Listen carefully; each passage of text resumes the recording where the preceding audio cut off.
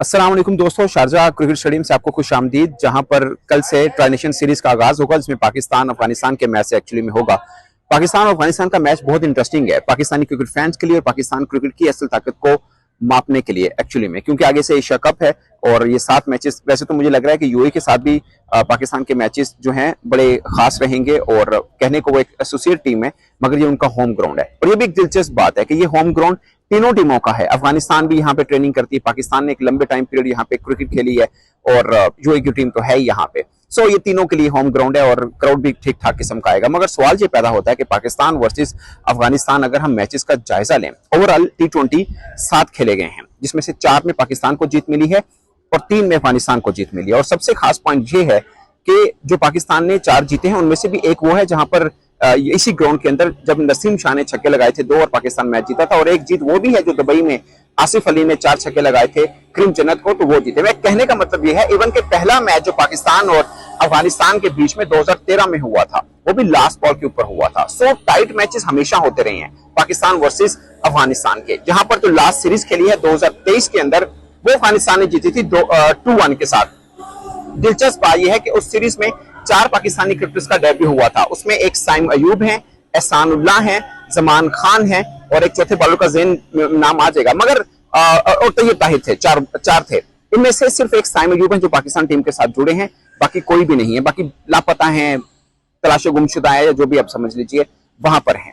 और 2023 के ही हम देखें तो 5 क्रिकेटर्स हैं जो अभी भी पाकिस्तान टीम का हिस्सा हैं, जिसमें वसीम जूनियर हैं, मोहम्मद नवाज हैं, फहीम अशरफ हैं, साइम है और नवाज जो है, वसीम जूनियर। ये मतलब 5 क्रिकेटर्स बनते हैं ये पाकिस्तान। और मोहम्मद हारिस भी क्रिकेट बैट्समैन जो अभी भी खेल रहे हैं, जो 2023 में भी थे। और अगर हम अफगानिस्तान के देखें तो उनके 11 क्रिकेटर्स बनते हैं जो 2023 वाली सीरीज में खेले, जिन्होंने पाकिस्तान को शिकस्त दी थी और अब भी उस टीम का हिस्सा है। और उससे भी दिलचस्प बात यह है कि अगर आप अफगानिस्तान की इस टीम का पाकिस्तानी टीम के साथ मुआवजा करें एक्सपीरियंस वाइज, तो अफगानिस्तान के कुल मैचेस 715 बनते हैं और पाकिस्तान के 668 बनते हैं, 668 बनते हैं। यानी हमारा टोटल एक्सपीरियंस जो 17 खिलाड़ियों का है वो अफगानिस्तान के 15 खिलाड़ियों से भी कम है।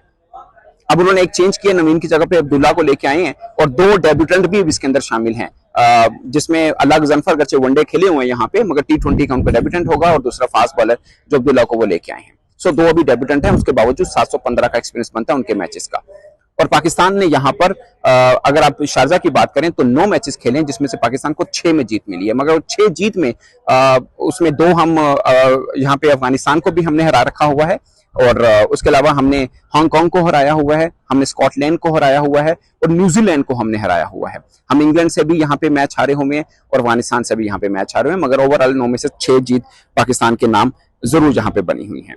एक सबसे खास पॉइंट जो आपको याद होगा, मोहम्मद हारिस रऊफ की अच्छी बॉलिंग से पाकिस्तान ने यहाँ पर न्यूजीलैंड को मैच हराया था। तो ये पाकिस्तान की एक है जो 2023 में हमने सीरीज खेली थी 3 मैचेस की, उसमें से हम 1 मैच जीते थे, 2 हम हारे थे। उस वक्त जो ओपनर थे पाकिस्तान के वो मोहम्मद हारिस और साइम अयूब थे और दोनों ओपनर्स ने 3 मैचेस में कुल 20 रन किए थे। जाहिर है ये उनके भी नजर में होगा कि यहाँ पर अगर स्पिन ट्रैक बनता है तो उनके लिए कितना चैलेंजेस यहाँ पर हो सकता है। तो ये ओवरऑल सूरत हाल है। जो 2013 में अफगानिस्तान ने पहला T20 पाकिस्तान के खिलाफ खेला था, उसमें 2 खिलाड़ी अभी भी उनकी टीम के साथ हैं। उनमें एक मोहम्मद नबी है और एक गुलबदीन है। और मोहम्मद नबी की खास पॉइंट ये है कि यहाँ पर जो 2023 में हमने सीरीज खेली थी उसके मैन ऑफ द सीरीज भी थे, बल्कि एक मैच में मैन ऑफ द मैच थे, दूसरे मैच में मैन ऑफ द मैच जो थे वो फजल हक फारूकी थे। लेफ्ट आर्म उनके फास्ट बॉलर नहीं, बॉल के जबरदस्त किस्म के बॉलर हैं। सो ये बातें और ये स्टैट मैं आपको सिर्फ इसलिए बता रहा हूँ कि अफगानिस्तान वर्सेज पाकिस्तान मैच जो हम कभी लॉटरी समझते थे, वैसे तो मैंने आपको स्टैट भी बता दी है कि 7 खेले हैं, 4 पाकिस्तानी जीते हैं, 3 उन्होंने जीते हैं। लॉटरी कहीं पे भी नहीं है, जो 2 जीते हैं वो बहुत टाइट मैच हुए। सो पॉइंट इज के पाकिस्तान के लिए ये एक अच्छी सीरीज होगी। सलमान आगा जब प्रेस कॉन्फ्रेंस, बल्कि तीनों कप्तान आए, ट्रॉफी की सेरेमनी भी हुई, तीनों कप्तान भी आए, तो सलमान आगा से भी सवाल हुआ और उनसे ये पूछा गया कि बहुत से लोग आपको राइट ऑफ कर रहे हैं कि पाकिस्तान अब एशिया में भी दूसरे नंबर पे भी नहीं आता। जब हम पहले सोचते थे ना इंडिया तो चलो टॉप पे है, दूसरे पे हम हैं, अब हम वहां पे भी स्टैंडिंग नहीं करते। बहुत से लोग आपको चौथे नंबर पे ले रहे हैं, जैसे मतलब बहुत से पाकिस्तानी क्रिकेट एक्सपर्ट ने ही जो ग्रेडिंग की हुई है कि इंडिया नंबर 1, दूसरे नंबर पे में भी अफगानिस्तान, तीसरे पे शायद श्रीलंका, चौथे पे कहीं पाकिस्तान की बारी आती है। और अगर हम बांग्लादेश को भी माप के देखें तो पाकिस्तान अभी बांग्लादेश से सीरीज हार के भी आया, अगरचे अपने घर में जीता भी था मगर वहां पे हार के भी आया। सो पाकिस्तान के लिए ये चैलेंजिंग है और सलमान आगा ने कहा कि ठीक है, कोई हमें के फेवरेट में नहीं मान रहा और समझता है कि हम चौथे नंबर पे हैं, तो समझने दें, जब सीरीज मैचेस शुरू होंगे तो सबको पता चल लग जाएगा। एज ए कैप्टन उनकी ये स्टेटमेंट काफी के एक इम्पैक्टफुल है, और प्रेस कॉन्फ्रेंस में मैंने बॉडी लैंग्वेज जो उनकी नोट की है, काफी ऑप्टिमिस्टिक बॉडी लैंग्वेज थी सलमान आगा की। अगरचे राशिद खान हमेशा वो एक कॉन्फिडेंट क्रिकेटर हैं, के वो भी बड़े जिसे बोलते हैं ना पुरमुसम्मम इरादों के साथ बैठे हुए थे, और वसीम जो कप्तान है यूए टीम के, वो भी पूरे कॉन्फिडेंट थे, और वो उनके लिए एक मौका, उनकी बातों से ऐसा लगा कि शायद वो इस मौके की तलाश में ही हैं कि दो बड़ी टीमें T20 की उनके साथ खेलें और वो अपना आप कर दिखाएं। यहाँ पे उन्होंने बांग्लादेश को शिकस्त दे रखी हुई है, सो ये उनके लिए होम ग्राउंड है और उनके लिए काफी इंटरेस्टिंग मैचेस रहेंगे। मुझे पता नहीं क्यों लग रहा है इस सीरीज में एक जीत तो वो ले सकते हैं, वो चाहे पाकिस्तान के खिलाफ हो चाहे वो अफगानिस्तान के खिलाफ हो।